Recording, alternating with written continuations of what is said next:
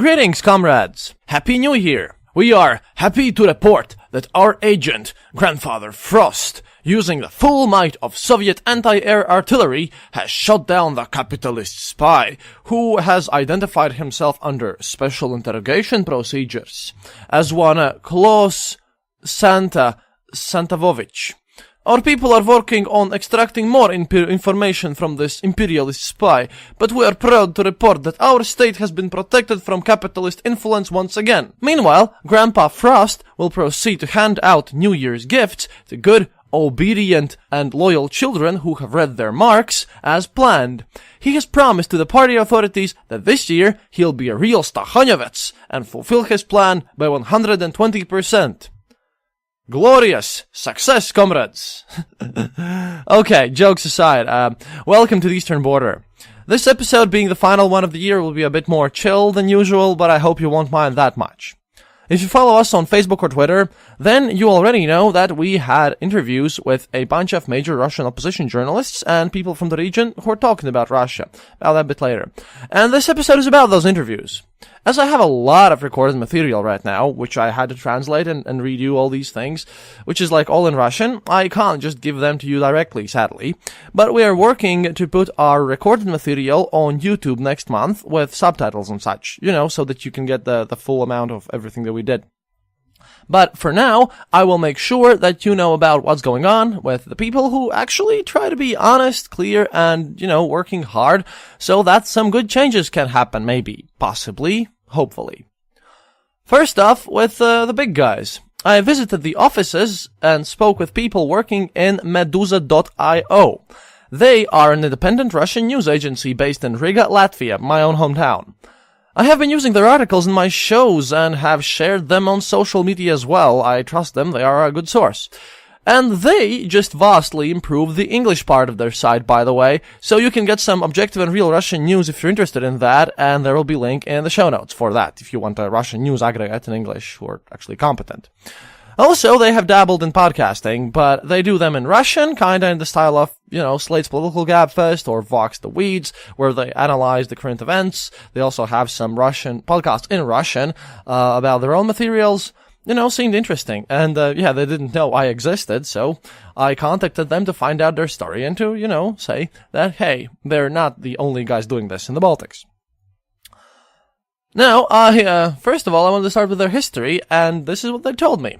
See, according to them, everything started on the 12th of March 2014, when Putin's buddy, Alexander Mamut, who at that point had just outright bought the Lenta.ru news site as an attempt to increase the state's control over the media, fired the chief editor of that site, Lenta.ru, Galina Timchenko.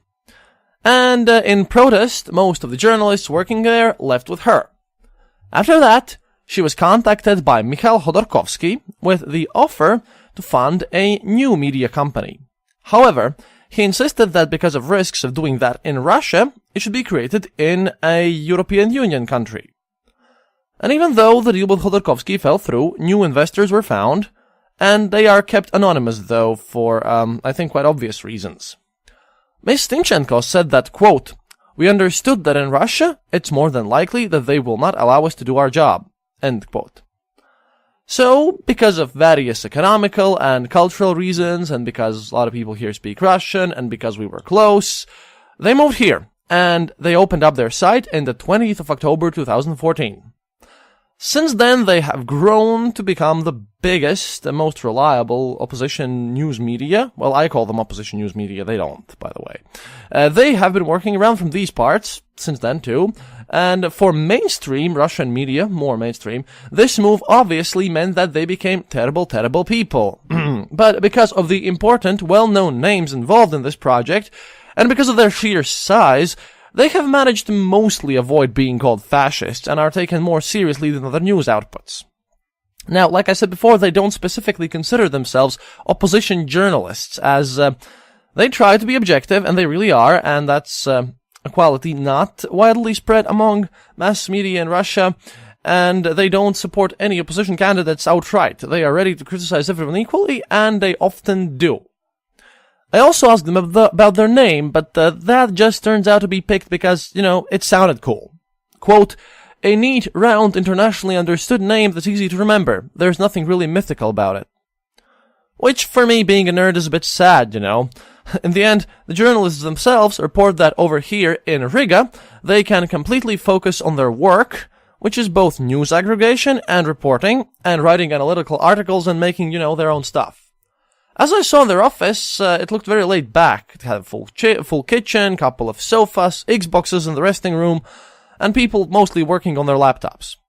However, this first impression turned out to be deceptive, as they told me they often work, quote, Spartan shifts, from like 12 to 14 hours, because A, there are a lot of news, and they're seriously trying to be as objective as possible and doing some real work there, and B, well, because apparently they really love what they do, so it's fun. Or so their bosses tell me. But you know, people need to sleep and relax too, which is why apparently they have this laid-back attitude, as in their line of work, strict office atmosphere would be awful. One thing that interested me the most is that they don't post almost any news or articles concerning the Baltic countries. Turns out, this is out of the level of professionalism. They are a Russian news service with mainly a Russian audience, so they don't care that much. And also, which surprised me, they said that they respect our news sources in our country, and that if something really concerning Russia would happen, then they would of course write about it, but problems in the Baltics, yeah, according to them, they are better left to our own journalists, whom they call professional colleagues, which was nice, because, you know, I'm one of them. Of course, I also poked their journalists with questions about their opinions about Russian politics and economy. Especially, what are you allowed to say officially, and why? And this needs some explaining so you can understand the context, and, yeah, this question, by the way, has a direct impact to my conversations with, the other opposition journalists.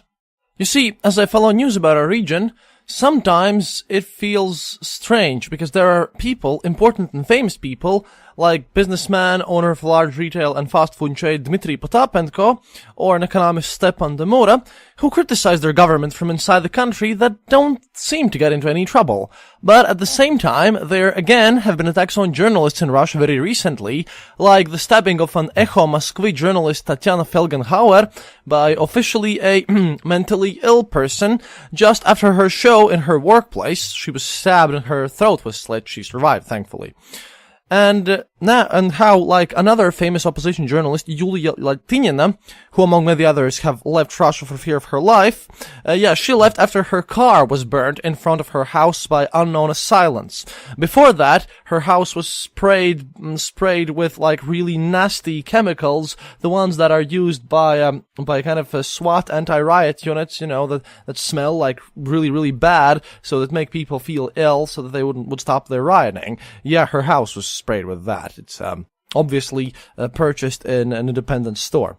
And again, like, there are, like, criticizers like Potapenko Demura, or another criticizer of Putin's economical policies who hasn't felt anything, Pavel Grudinin, who is, by the way, interestingly enough, the owner of ZAO Sovkhoz imeni Lenina, or, and this will sound a bit silly for the Western listener, Sovkhoz named after Lenin Limited.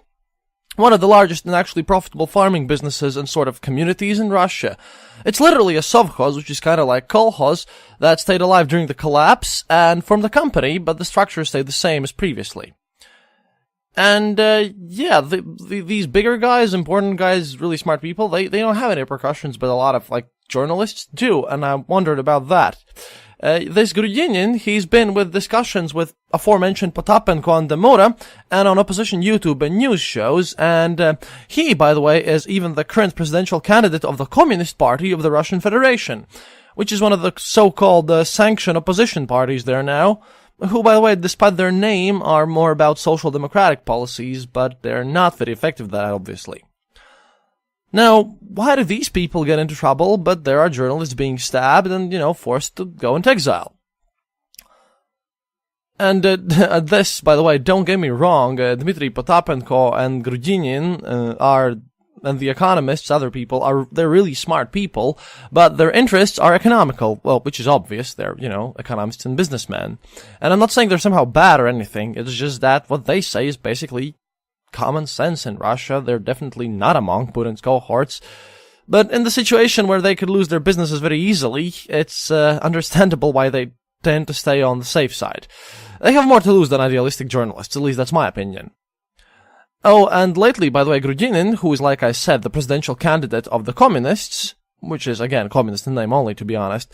Yeah, he's being criticized there, right now, actively, for the possibility that he actually might be Jewish. So, that kind of worms is still well and alive in Russia. And, about Potapenko, and these are breaking news here, as I had to scrap my previous recording because of glitches in the Matrix. Yeah, I decided to write to him while I was thinking about this script. And he's a very busy entrepreneur, but he actually has agreed to answer my questions about Russian economy and the relationships with the EU and what he thinks needs to be done so that we could all cooperate and prosper. That's happening in January, which is a huge thing for me, actually. But yeah, about this, why some people are punished and others are not. What I got from Medusa is that they consider that you can apparently criticize the government and call them neo-feudals as long as you speak only about how everything's been stolen and how economy is in shambles. The opposition journalists speak about liberal values, and by liberal here I mean in the classical sense. Democratic, rights-based governments, tolerance, stuff like that. They are way more dangerous because they are in direct opposition to the proclaimed values of Kremlin's elites. Meanwhile, even Dmitry Medvedev, the prime minister, sometimes says bad things about economy, and the blame of the kleptocratic government can, be shifted around by the guys on top to lower levels, to various ministers, governors of the specific regions, and the like. As they told me, Medusa that is, people in Russia understand that they are in economical crisis, but instead of blaming the Putin and his elites, they have this classical Tsar is good, the nobles are bad mentality. And yeah, they often put the blame on their local politicians. Or, even the West sometimes, these foreign agents. There are people out there who think that their lower quality of life is a direct result of, Merkel and Trump and Trudeau and whatnot directly sabotaging them, instead of whatever things have their own politicians done. Also, again, remember that there is still the Soviet mentality there. Corruption is expected. It's bad when the officials steal my money, but hey, they're kind of, our own guys. According to Levada Center official statistics, about 69% of people of Russia say that they would also embezzle money if they were in positions of power. They would abuse their position, be very corrupt, and blatantly steal from the people.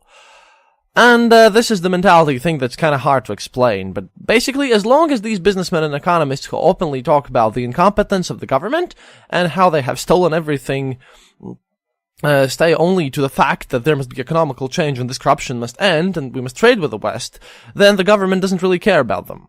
But when you speak about the, real, more deeper form of change, about the idea that, hey, corruption is bad in general, but maybe, people should think for themselves on a more philosophical level, when you speak about that, when you speak about the fact that economical issues might just be symptoms of deeper problems of the mafia state, then you get into real trouble.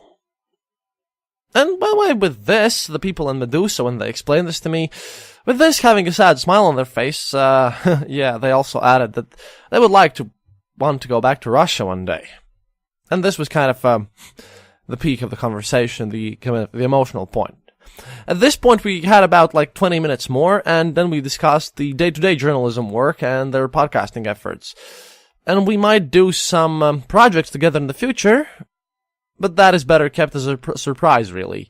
I don't want to promise something here that I couldn't fulfill. But there are things coming up there possibly, and don't forget to check them out in the show description for their English site. I hope I'll do some little small things for them as well here. Now, in contrast with Medusa, the three journalists I'd like to speak about next are much smaller than them. But they're very influential, often quoted and mentioned even on mainstream Russian news, mostly in negative light though. And they mostly work on YouTube, which has turned into the platform where opposition actually has a voice. Even the most important politician out there, opposition politician that is, Alexander Navalny, himself basically organized his protests and his massive campaign and his organization through YouTube. Better use of the platform than cat videos if you ask me. The problem here was that I couldn't get direct Skype interviews with these guys, as they're very cautious and wary, and they kind of don't want to speak with people they don't know personally about this, especially from Latvia. And, if they speak with me, they also might be just declared foreign agents, and then they would be under even more trouble. But these following 3 people, they do live streams where you can donate a small amount of money, about 50 rubles, which is slightly less than $1, and, get your question on the screen and answered live. So I did that for about 2 weeks on their shows. Spent a bit of my hard-earned cash to get more information, and got some interesting answers to my questions. I like to support them too, and since then I have sent emails to them. Some got answered, some didn't. But it is important to compare these folks with major news aggregate of the opposition, Medusa, and it's important to find out what their opinions are.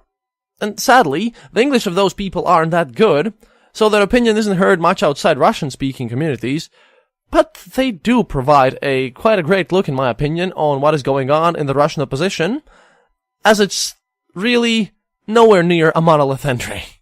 First off, there is Alexander Romanenkov. He's a journalist quite well known that previously has worked in major Russian mainstream channels, like RTVI and REN-TV, before he got fired for his criticisms of the current regime. Now, he runs Realная Журналистика channel on YouTube, that means real journalism, and he's got a deal with a new independent Russian TV channel, Krik TV, which means Shout TV, which is a channel consisting mostly of independent contractors, which they combine on air, and where one of his new Russian news series are being shown there. Krik TV is a kind of relatively new channel, was founded in 2013, which, according to them, tries to be objective, and, they're known to present various opinions on there, as they consist of these contractors. Romanenkov, with the help of his colleagues, also has set up a special Real Russian News YouTube channel, where you can find his news programs, this Realная Журналистика series, with English subtitles, translated by his Russian-Canadian friend that has appeared on some interviews there. I will post a link in the show notes too with this as well. I would call Romanenkov a representative of the more conservative Russian opposition wing. See, on his show, he spends a lot of time talking about everyday nonsense that happens around the country, from mostly the materials that people send him, and from smaller regional newspapers that aren't popular, therefore not under that harsh of a control. Sometimes he picks and chooses other facts from major TV and just analyzes how propaganda presents them. And obviously, he has no love for Putin and his cronies, but he's willing to work within the system. That is, he believes that the constitution is what it is, and that you should go to the elections even if you know that they're faked, because in Russia, there are no minimum requirements of activity there, for the elections to be valid, so even if Putin alone comes and votes for himself, he will still get elected. Thus, according to Romanenkov, you should go and vote for an opposition member, any opposition member with even the slightest chance to get some percentage in the presidential elections as kind of a political statement. Or if you have no one to vote, you should just go there and, ruin your paper of voting. This is an important sticking point, causing numerous discussions in the opposition circles, by the way, but more about that later. Romanenkov also thinks that the people of Russia should care more about their own surroundings, saying that the reason why Putin could get into power in the first place was because of ignorance. That is, he thinks that people are too dependent on stuff, quote, given to them from above, end quote. And that any opposition candidates should make sure that they don't neglect the regions, smaller towns, and rural communities, and, the smaller everyday issues that these places have. That is, according to him, it's important to include in a presidential candidate's program and, general system of the campaign, people who would then later on run for elected administrative positions in these smaller localities so that a system could gain some depth. Funny that he talks about program, by the way. Putin doesn't have any program. Putin also hasn't participated in any debates whatsoever. Not even once in the last 17 years, mind you. About the program, by the way, when in a TV political discussion show very recently on an opposition representative mentioned the lack of any program to the host on the First Russian channel, the host even got angry about this, and this was a major issue to Romanenkov, and his literal response in an angry tone was, and I quote here, well, did Moses have a program when he took Jews out from Egypt? Yeah, this is a bit of a sidetrack, but this, making Putin more holy, That's the general attitude of the mainstream TV over there. Romanenkov's channel is important because he also criticizes Navalny for his own black spots and weirdness. Like, for when Navalny refused him an interview on a public kind of mass event, which Navalny organized, because he works with this Krik TV, and they, like I said, being basically a collection of associated independent journalists, apparently had published some very harsh criticisms of Navalny, so that campaign blacklisted them. From Romanenkov's channel, for example, about Navalny and his own issues, I found out that Navalny was very pro-war with Georgia in 2008, and apparently had supported Russian aggression there, which is a fact that he's obviously avoiding and has yet to explain. In the same way, by the way, and I think that's because of popularity of this decision in Russia and, various political reasons, because, he still has to run, he's now saying that, quote, Crimean question is a complicated one. It's not a sandwich. We just simply can't return it. That's Navalny here, thus refusing to condemn Russian aggression in Ukraine. And Romanenkov brings this to attention. Even though he is a dedicated journalist, so he wants to, quote, do what Navalny himself says must be done, and give criticisms when they are due, end quote. So, his efforts in digging up stuff are, well, quite legitimate, and very professional, but he is the one kind of journalist from the opposition who tends to stay on more like safer, everyday side of things. Except on a few kind of crazy occasions. Because you see, besides Realnaya Journalistika series, Romanenkov also puts weekly live streams on his channel, where he answers questions and is often interviewing guests. Some of which, and I'll be honest and blank here, some of which of these guests are the weirdest people I have seen on the internet. Like, while I was researching this show and, trying to ask him these questions on his live stream, one of these live streams was an interview with a presidential candidate from, and I kid you not, Russian Monarchist Party. And the person's name was Anton Bakov, who used to be a liberal and is a businessman. And okay, I know that this is another tangent, but this is so crazy that I just can't pass it up. You see, those Monarchist Party guys want to restore Romanov-era Russian Empire in the form of constitutional monarchy, and they even have a person to put there. They have Prince Karl Emich of Leiningen, also known by his Orthodox name Nikolai Kirillovich, and his pretend regnal name Emperor Nicholas III on the throne. He is a claimant to the now defunct throne of the Russian Empire, which was held by Romanovs up until, the bad things happened to them. And he is a grandson of Grand Duchess Maria Kirillovna, who herself was the eldest child of Grand Duke Kirill Vladimirovich, who claimed the Russian crown from exile in 1924. He is a great-great-grandson of Emperor Alexander II of Russia and grandnephew of Grand Duke Vladimir Kirillovich of Russia. Yeah, he has a bunch of titles, which hold no meaning, by the way, at this point. So, in 2013, the Monarchistic Party of Russia, headed by this previously very liberal Bakov, declared him the primary heir to the Russian throne upon his conversion from Lutheranism, because he's German, to Eastern Orthodox Christianity. And in 2014, these guys announced the formation of the Imperial Throne, upon which point Karl Emich, already by that point, had now turned to Eastern Orthodoxy, he agreed to, quote, assume imperial dignity as Emperor Nicholas III. Yeah. And those guys, those monarchist guys, have a presidential candidate.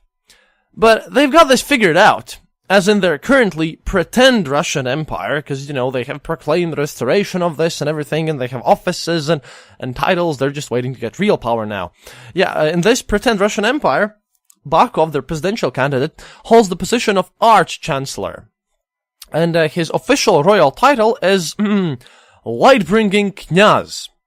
So, easy transfer of duties when this guy wins the presidentship. The party, by the way, invited the previous governor of annexed Crimea from 2014 to 2016, Natalia Poklonskaya, now a Gosduma deputy who is also a very well-known monarchist after she incited the protests over that Matilda movie, which I talked about in my Fever Dreams episode. And, yeah, she politely refused to run as a candidate for anything, really, so didn't join up, which is sad for those guys. And, as weird as it may seem, and you might think, well, that's obviously a joke party, the weirdest thing is they're not a joke party. They do have some support. And they're kind of serious about this, because, for very strange reasons, monarchism is on the rise in Russia. As according to recent polling, again from Levada Center official statistics, about 9% of Russians think that a monarchy would be a better form of government for Russia than a republic. But, and here we go into the little kind of tiny, sweet opposition squabbles that they have amongst themselves. These Romanov monarchists obviously are in conflict with those other monarchists who are also on the rise, who would prefer just making Putin the Tsar instead of some German noble descendant from Romanovs. Besides, other opposition groups. So, I think it's gonna be a while until, the Russian monarchist party will take over. Now, all of this sidetracking is not meant to say that this Romanenkov, in his channel, takes in all the weirdest people out there to kind of, damage the opposition. By all means, no. But I think that this does illustrate that, he's staying true to his principles. Because, as he responded to me, his principles are giving a voice to literally everyone, hearing all the opinions. He's a strong proponent of freedom of speech, and, he's like I said, he's in the more conservative end of opposition, but he will take in everyone and let them speak, and he will honestly criticize everything. After all, he's also had some hardcore communists, and, real hardcore communists there, and liberally inclined oppositionaries too on his channel. Same with other opposition journalists that he has had on. I will go on to the scale from more conservative opposition to kind of more liberal one as this goes on. And moving on our list, the second journalist I would like to talk about here is Yuri Gimmelfarb. I'm just gonna call him Yuri because, if Romanenkov's surname is easily pronounced by me, then, Gimmelfarb is something that, when you're recording hardcore, it's kinda hard to pronounce all the time. This guy's a bit older, he's about 55 years old, he's a journalist, also, living in Saratov Oblast, one time zone east from Moscow. He's the most recent one of all the influential people who has opened his YouTube channel. His YouTube channel is called New Rush Word. The Rush here stands for kind of Russians, I guess, but, it's spelled with an SH. It's kind of, strange for me, but hey, I don't blame people for being bad in English. This, by the way, is New Rush Word, is also the name of the news site that he runs, which is intended as a news portal for Russian expat communities. He's considering emigrating himself at this point, but obviously that's hard to do. Well, from Russia. First, I want to give you guys his Christmas and New Year's greeting, which he gave me verbally as a response, as a request from me, translated from Russian, obviously, by myself. I promised to do that first when I speak about him, so there we go. Quote, Dear citizens of normal, civilized countries, Merry Christmas and Happy New Year to you. Always remember that whatever issues your country might have are solvable. After all, you go to real elections, you can participate in protests that mean something, you can go on strikes and police will not beat you up, and for you, it's reasonable to believe that people can actually change and achieve something. Remember that, and remember that we, over here, would be very, very happy if we would have the same problems that you do. So, don't lose that. For us, over here, we need to get over our own issues, we need to set our own country up in order, and I sincerely hope that in the future, Russia will stop being run by an organized crime group, and we will become proper members of the global society. And again, Merry Christmas, and a Happy New Year. End quote. Well, that's a nice greeting here, and I do have to say that he, being Orthodox, said Happy New Year and then Merry Christmas in Russian. That doesn't sound well in Western society, really. With this guy, I have noticed a tendency in opposition news in Russia. The more idealistic you are, the more you want Russia to become like the Western countries, the more you think needs to be done, the more cynical the journalist becomes about whether or not anything actually will happen. So Dядя Yura, or Uncle Yura, how Yuri is called by his audience, for one, he, for one, doesn't really believe that any substantial change will happen during his lifetime. He thinks about the issues that are facing Russia on a bit more philosophical level, touching less of the practical, everyday, smaller issues stuff that Romanenkov does. And his format is that he posts news commentaries, usually followed by a live stream where viewer questions are answered, and he does that daily. And in these kind of live streams, kind of questions are answered and more analysis is provided. In general, Yura talks about how the problems in Russia are caused by systemic corruption and ignorance, which is, according to him, then prolonged and propagated by the government via promotion of how he calls it, quote, imperialist thinking. As such, he is often threatened by various paid trolls and hardcore Putin supporters, often during streams. And, although that was quite fun to watch for a while, it does become scary relatively quickly. If I think about my own things, I can relate to that. Yura promotes critical reasoning, you see. That's what makes him dangerous. He analyzes the news and promotes the idea that everyone should educate their kids so that they could see through the propaganda. He's one of these people who also stand for critical reasoning and, that future generations will improve the situation and that nothing will change in the closest 20 years. And that part about the critical reasoning, that's dangerous for every authoritarian government, not just the one in Kremlin. And talking about this, I like to mention the biggest gripes these journalists have, the most interesting things that they have spoken about.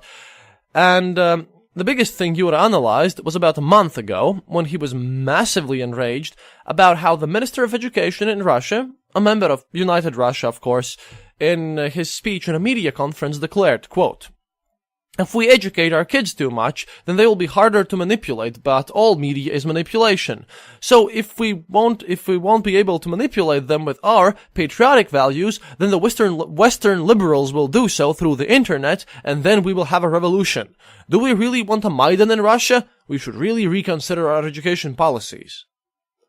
Yeah, that live stream and event analysis of this ended with Yuri basically declaring that whatever your minister tells you to do on public TV on Russia means that you should focus and do the completely opposite thing. In the political aspects, Yuri is a bit more pro-Navalny than Romanenkov, because he states that Navalny is the only legitimate opposition candidate with structure, organization, and, has real chances of changing the outcome of the elections. However, since, as well, you might know this, Navalny's registration had been declined, and again, tangent to explain why, because Navalny has been arrested so many times, and a couple of years ago, Navalny was found guilty on a fabricated case by Russian courts, and got 2 years of prison time with a conditional sentence. At least that's what Google tells me it is called in English. Now, in Russia and over here, what a conditional sentence is doesn't mean the same as you might have. For example, when Googling this one up, Canadian site lawfacts.ca states that at least over there, it's defined as follows, quote, a conditional sentence is an imprisonment/jail sentence, except that the offender serves the sentence outside of jail under strict jail-like conditions. Conditional sentences are sometimes called house arrest because they often require an offender to spend all or part of the sentence in their house.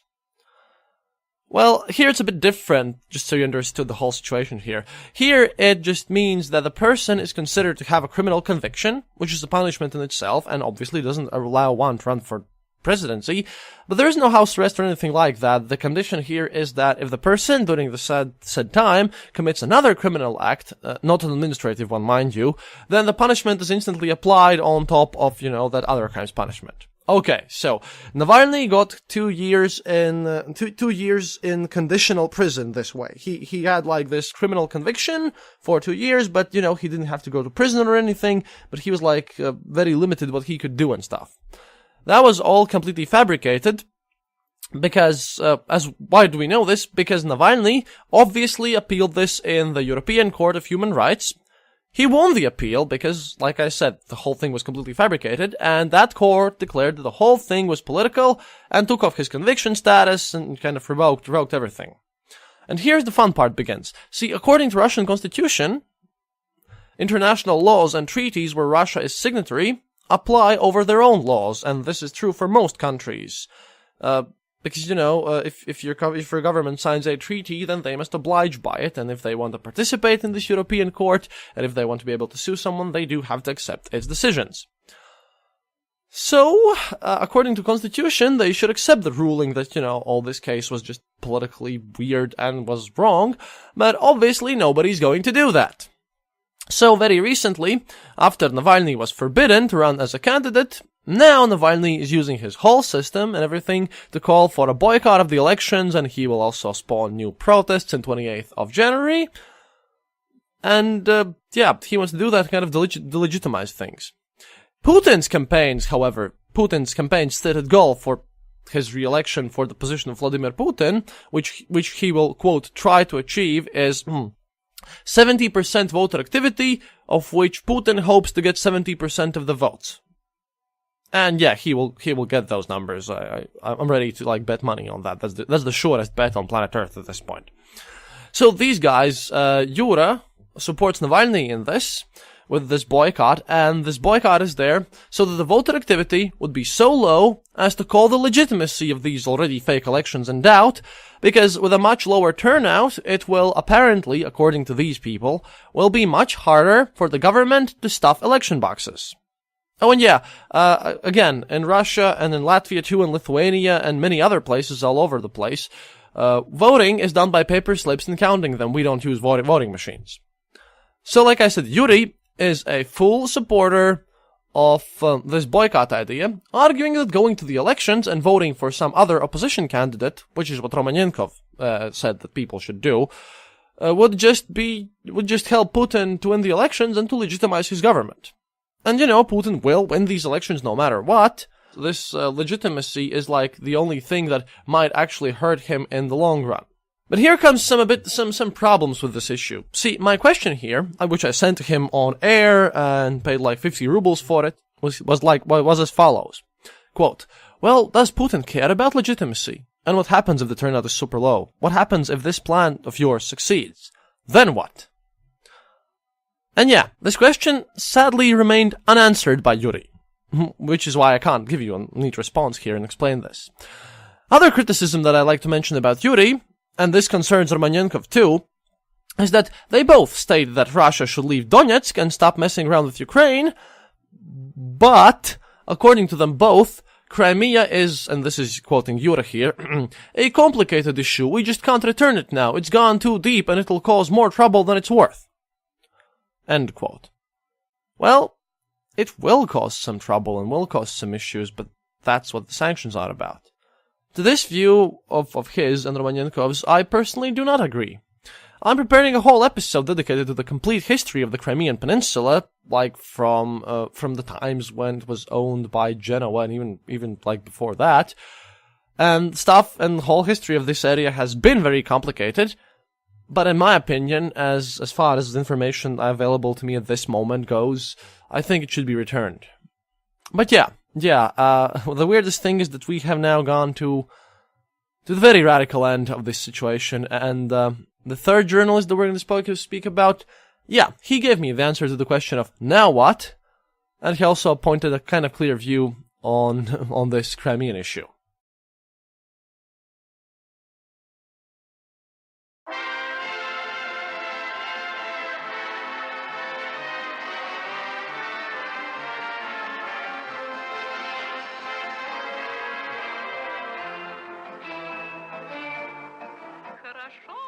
Hi, this is Alice. Happy New Year. I hope Ded Moroz will bring you many gifts this year, because a true Soviet knows that he brings gifts in New Year, not like that Santa guy we captured. A shout out to our dear listener Steven and his family, who visited us earlier this month. Hope you enjoyed Riga, and do stay in touch. After the episode that I did, there have been a lot of requests that I do more episodes. I'm not really a front stage kind of person. If I feel like it and find a subject that I like, perhaps I'll make another episode, but writing scripts and researching is what Kristaps does best. I am particularly interested in practical things, everyday life and family life, as well as many morbid subjects. So perhaps I might join another Dark Lord or Lady and do a podcast with them. Do email us at theeasternborder@gmail.com. Finally, special greetings to every Dark Myths member out there. We love our Dark Lords and Ladies. We're happy that so far most of the people whom we've sent our 100 Patreon special stuff in December got the card and the banknote. We'll send another batch in January, so please, if you're a patron, send us a message with your address there, or on any other social media platform. We're on Twitter at the Eastern_Border, on Facebook, the Eastern Border, and, of course, our website, where you can find all our episodes and download them for free, theeasternborder.lv. The book reading part comes out with this episode for patrons as well, so stay tuned, patrons. This podcast is fully funded by patrons like you. Thank you very much, and we appreciate you greatly. If you would like to become a patron too, visit our Patreon at patreon.com/theeasternborder, where you can donate whatever sum you feel comfortable with. We appreciate every single one of you.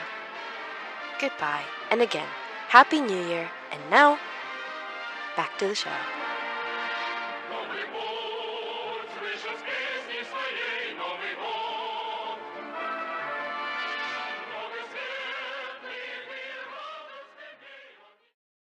So, the third journalist is Alexander Sotnik, or Sasha Sotnik, Sasha being the Russian abbreviation of Alexander. And oh boy, now there is a revolutionary if there ever was one. But not in the Bolshevik sense, by the way, in the Jacobin sense of 1789 and in the spirit of all the liberal revolutions in 1848. He's a complete outsider, and at the same time, he's also the most professional and well-known of the Russian opposition journalists on YouTube, who's running a team of people who actually go out to the streets and ask various questions about politics to people of Moscow and people in the regions, because, you know, he actually has a team. And Sotnik also has a lot of contacts with businessmen, economists, and political scientists, and he gets them for interviews quite often. Well, the opposition ones.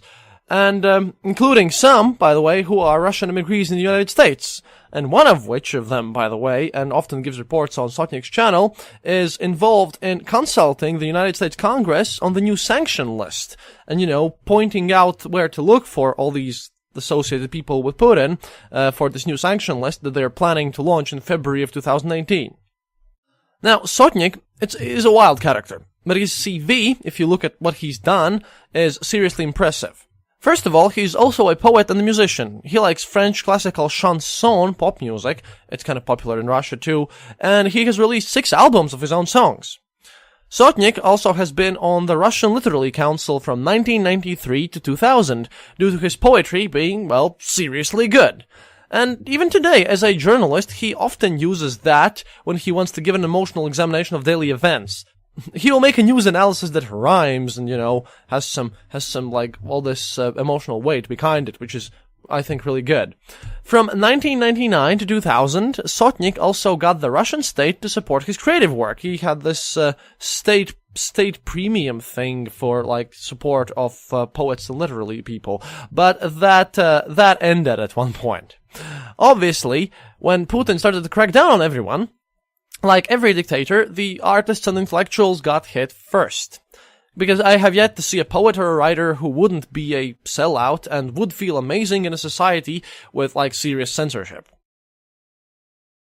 So, after that, Sotnik decided to go into journalism, as he has written a couple of books. Some of them are now available as audiobooks, and he's also among the more active people who participate in kind of opposition, anti-Putin activities.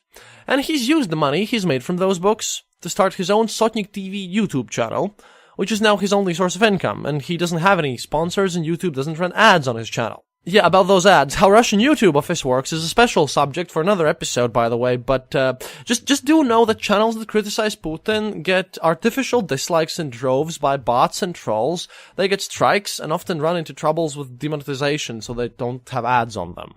So to stay around in Russia, and, you know, so that they wouldn't be declared a foreign agent, YouTube there are doing some seriously non-ethical things. But like I said, that's for another episode. Right now, just know that he doesn't get any ads here, and I'll ask about Russian YouTube to Mr. Potapenko when he comes over. So then we'll know more. Anyhow, Sotnik, just like me, exists on donations through various means and Patreon.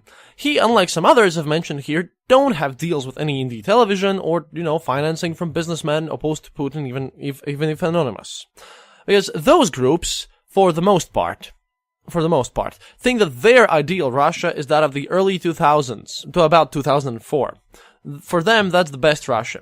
That is Putin's first term, when everything wasn't as bad, when Russia had real opposition parties, and censorship wasn't as strict, and political satire was allowed, and elections were, or at least seemed to be, more real. These guys, for the most part, want the stability back, the business-as-usual feeling. Sotnik, however, is a different sort of opposition journalist.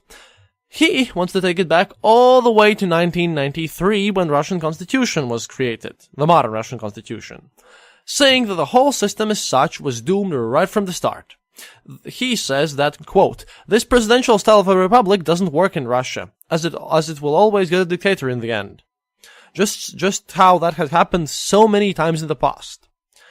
Sotnik looks at everything in Russia and personally believes that when Putin's cronies will finally push it too far, that a new revolution will happen.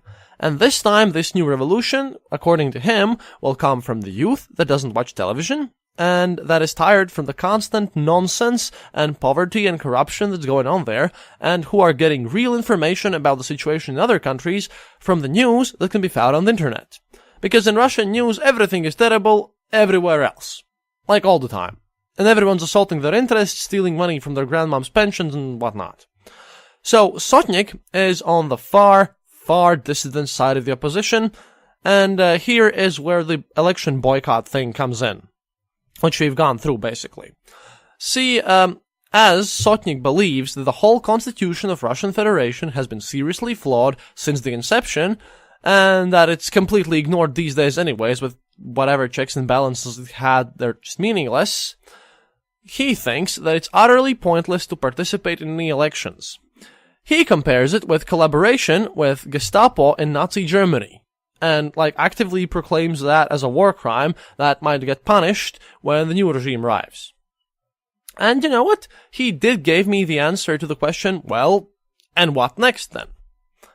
He said that as he and his team ask around real people in Moscow and the regions, various questions about the politics, that it's obvious that Putin isn't as popular as they say on the TV. And that, quote, "Refrigerator always beats television. At one point, the X hour will happen, and then angry folks will take it to the streets, and then, and only then, this gang of thugs who rule our country will meet their doom. Sadly, I have to say it will be a bloody event. Very sadly. But there is no other way for Russia. Everything else are just pointless games." End quote.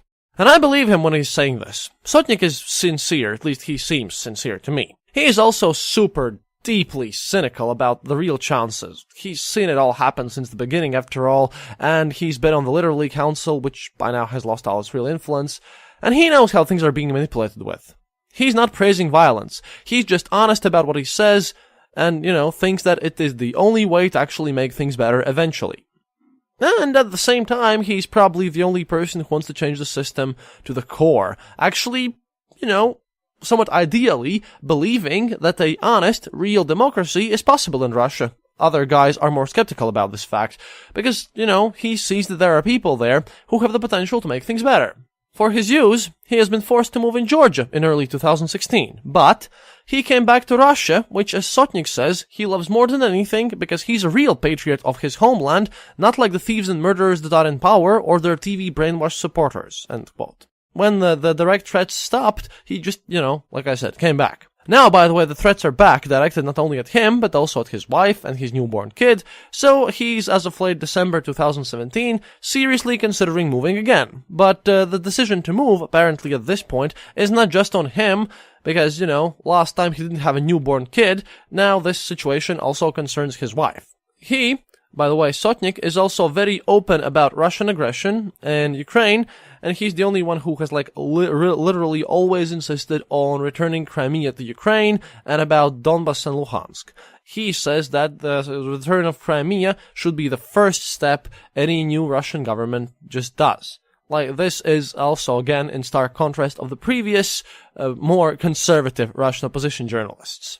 In general, my best wishes to Alexander. Even if he is idealistic and at the same time manages to somehow be even more cynical than I am, and I don't agree to all of his views, and sometimes I think he overplays the emotional part of his news analysis when he speaks about how everything is terrible, because he, likes to give this, as a poet, this emotional impact. He is kind of more radically liberal wing of the Russian opposition. So, those are kind of the mainstream anti-Putin things. But, as a small bonus, and that's not actually a small bonus, that's one of the main things here, after all of this view on Russian opposition journalists and what they do, I decided to get some outside perspective. And this time, from Ukraine. There is Viktor Litovchenko from the Vata TV project, very popular among the Russian commune in the United States, Ukraine, the Baltic countries, and, in Russia itself. Now, Vata here stands for Karen Wool. That's a slang term for poor, stupid people who buy into Russian propaganda, very popular amongst Russian opposition. The term itself originating from a cheap jacket filled with cotton wool worn in cold weather by Soviet soldiers and people working in kolkhoz. I managed to get a prolonged Skype interview with him, which we will also put on YouTube, with subtitles at one point. That is when we'll get to it in hopefully January. Now, Viktor is an actor. He is mostly a theater actor, but he's also been in various Russian movies, mostly portraying Nazis and all sorts of rebellious people. And he also does TV work in Ukraine, filming commercials and stuff, and doing things for Technopark, kind of technology-related TV program in Ukraine. And one day in his studio, he was around there with his crew, and as he told me, he was just, bored from all the propaganda. Ukrainian one, Russian one, American one, all of it. And he decided just to, look at all the weird news that's going on and make a show about it. And right now, well, obviously, he's mostly focusing on Russia, because he looks at the news from kind of a funny aspect. He takes the silliest, most outlandish claims of Russian TV and press, or just the weirdest things and reports about strange things that happen there.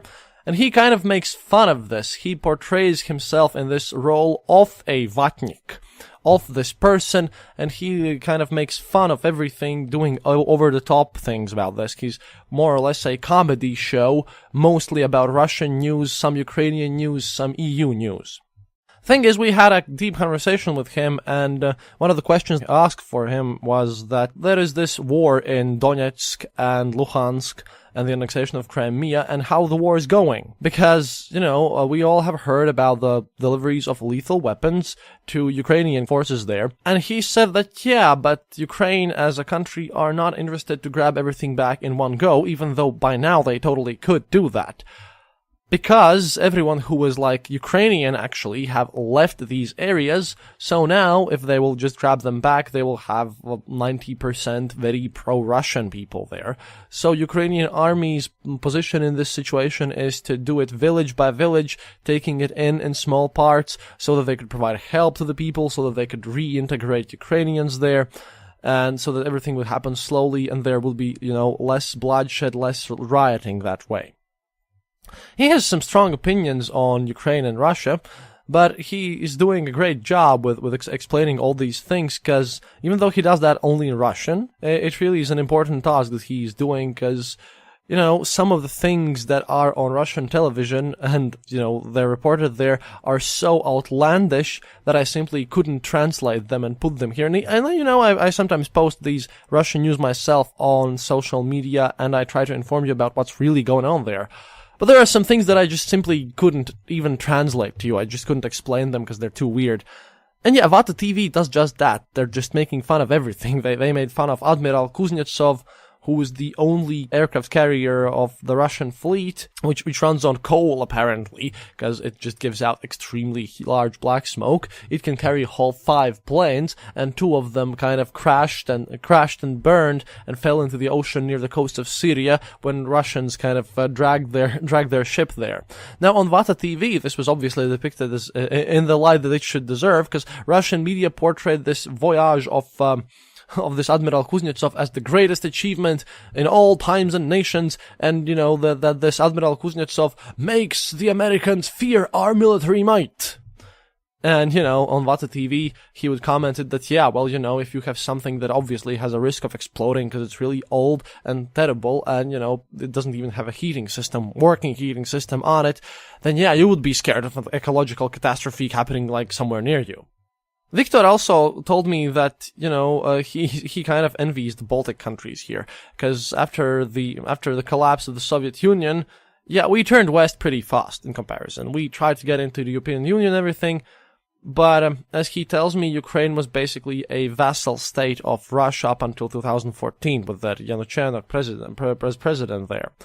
Because, for example, in Ukraine, many military factories of the Soviet Union were located.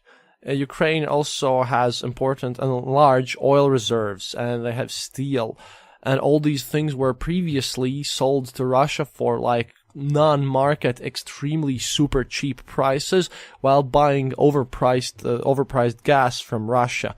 And obviously all that was stolen by the previous pre-Euromaidan Ukrainian government. Now, not to say that they don't have their own problems right now. They have huge corruption still there in Ukraine. They have huge income inequality, but they're on their way. At least that's what Mr. Litovchenko told me, that, we still have a long way to go to become a European Union country, but, they're actually trying really, really hard. And as he claims, the biggest kind of issue Russia has with all this project is that, hey, they lost access to, for example, rocket factories, because most of the strategic rockets used by Russia, like military strategic rockets, yeah, they were kind of developed, designed, and made in Ukraine, and now Ukraine is obviously not going to sell them to Russians. Anyhow, Viktor in his Vata TV just makes a lot of fun and just shows the very craziest aspects of both Ukraine and Russia. And if you speak Russian and can understand it, and I'm pretty sure that at least some of my listeners can, I highly recommend going to Vata TV YouTube channel as well. I'll of course put the link on the show description. But yeah, this is interesting perspective. For one, when we started talking, it's kind of funny because, as you might have heard from me earlier here, even in this episode, Russia is prone to calling everyone else a fascist, except Ukraine, where they call them Chochla Banderovci and junta, because they think that the fact that Ukraine is now working with NATO and that Ukraine is trying to integrate into Western society as a direct threat to themselves. Basically, the Russian mainstream media thinks that Ukraine has sold out its independence and that now it's occupied by evil Americans who will enslave everyone there and force them to do terrible things and turn them into the rotting West, which basically entails, having a normal, decent salary and some rights, actually some elections. And like Yuri previously there said, they wish that they would have our projects. Now, Viktor is very skeptical about Russian opposition. Well, I would be too in his position. After all, they're at war now. Especially since that he commented that on his channel he had been contacted by a lot of members of the Russian opposition, because, they like any criticism of Putin, and Vata TV project is a large YouTube channel, so, if you are an opposition candidate and want to do something against Putin, then, there's your electorate there. But Viktor told me that all these conversations end with Crimea. Because, like I said, only the most radical opposition, Mr. Sotnik here, and people like him are for the return of Crimea to Ukraine. They all are for this ending of conflict in Luhansk and Donbas regions, but Crimea is a painful topic, and that obviously hurts Ukrainians much more than these Donbas areas. Because as soon as you mention that, then Viktor commented that he feels all this imperialism just returning, coming back in different forms. And Viktor considers that, if nothing is changed systematically in Russia, then in place of Putin, you might just get another oligarch, which he really wishes not to happen, because, as he told me, Russia is best left alone to their own devices, let them deal with their country as they want, but the problem is that their imperialistic ambitions means that, everyone who used to be in USSR are under potential threat of all these annexations and fake civil wars and little green men. And you know what? Ukraine and Crimea are just the loudest examples here, which we know right now. For example, there is also South Ossetia, then there's Abkhazia, but Abkhazia is a bit more complex issue, because Georgia wasn't innocent there, and as I've got my Abkhazian listener here, he says that Russia actually helped there. but that's one voice there. I've read many others, but I think Abkhazia is a bit more difficult situation than the rest of them. Then there's Nagorny Karabakh, which is in Azerbaijan, and then there's Transnistria in Moldova, which is another very weird issue with all this situation here. But yeah, Russia has splattered all over the map by this point in this region around Ukraine. So yeah, Ukrainians are just very, very weary about this situation. But what can you do? This is what Litovchenko fears the most, that, you know what, if nothing is changed systematically and we just exchange Putin for some other person, then this will just not stop. And that would be the worst thing for all the region in general. But yeah, for the most part, he doesn't usually do that depressing stories. His latest story was about all the achievements this year, which Russia has declared has made America and Europe fear them. Because in Russia, there is, according to Litovchenko, some sort of prison mentality going on still. Like, there is no cooperation, there are no deals where both sides kind of profit, there are no mutual benefits. There are winners, then there are losers. And there's a popular Russian saying, Loch nie mamont, loch nie vymerit. That means, loch means kind of moose, but it also stands for stupid gullible people. Which is like, gullible people will not die out, they're not mammoths. Okay, again, it's a Russian pun. But that basically stands for that if you see someone whom you can swindle, you should. So, this is what they're trying to do. They have this thing about fear and stuff, and Viktor Litovchenko kind of compares them to rabid dogs. They will kind of yell at you, and they will make you fear you. But if you walk softly and carry a big stick, they will run away eventually. That is his opinion. But really, it's one way how to look at all the terrible stuff that's going on, and even like Russian military threats, at least for myself, in a manner that's at least slightly optimistic. And with this, we end our New Year's episode. I hope you liked it. I hope you will check out those people whom you can understand, those who post in English, and if you speak Russian, please feel free to check out those other things. And we're going to do a lot of slightly more interesting things, and I want to kind of improve my cooperation with the opposition in Russia, because there are some books still which I want to buy, which are not available in Latvia, that I might get sent from Russia, and that would be great. But for now, Happy New Year, and stay educated, and like I said, this is what I want to quote Yura again. If you think that you have huge issues there in the West, well then, there are some people out there who would be really happy to have your problems. In the end, losing your political consciousness and not caring is clearly not the way to go, because that leads to terrible outcomes. До свидания, товарищи. This podcast is part of the Dark Myths Collective. Visit darkmyths.org for more shows like this one. The darkness awaits. Thank you for listening to The Eastern Border.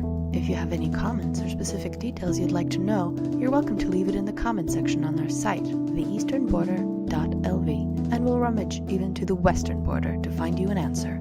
Like this podcast, subscribe to us on iTunes, Stitcher, or on our RSS feed. Happiness is mandatory. Good reviews and donations feed the farmers of our kolkhozs in the great motherland. The Eastern Border salutes you.